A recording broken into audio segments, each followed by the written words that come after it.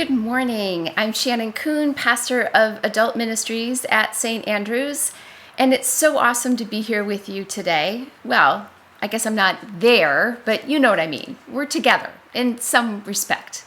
It's good to see you. Oh no, I can't see you. You know what I mean. How has your week been going? Or one of my favorite questions to ask people is, how are things with you and God? You know, one of my favorite Christian musicians, Sarah Groves, she has this sweet song that she sings to God, and she asks, how are things between us? You know, I love having little check-ins with God.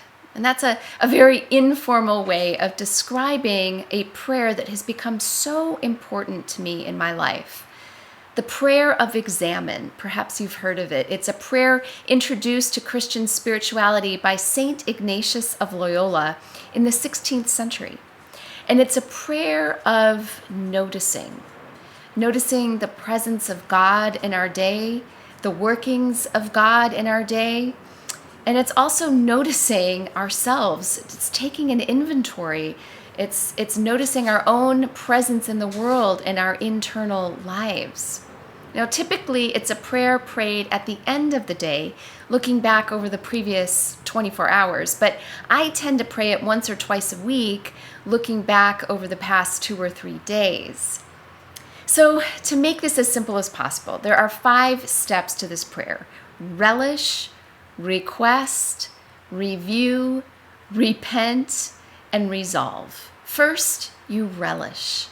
You thank God for all the gifts and the graces you've received over the past period of day or 2 days or 3 days.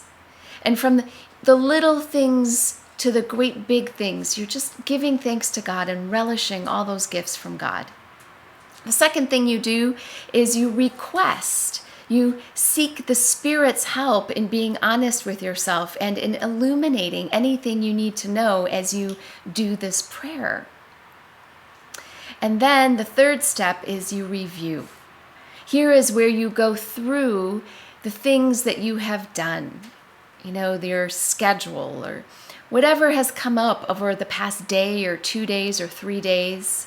And you kind of relive them in your mind. You take a little inventory of yourself and how you were in those events. Fourth, you repent.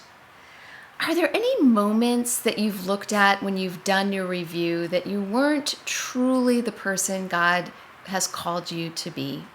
Or maybe there are actions that you could have done a little bit better, or words you could have said that maybe you regret a little. Or were there any missed opportunities?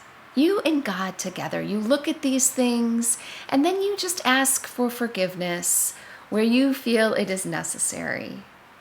And then the fifth step is to resolve. I love this part. This is a beautiful part of the prayer, to ask the Spirit to help you envision the next day ahead of you and to show you the kind of person God is calling you to be tomorrow.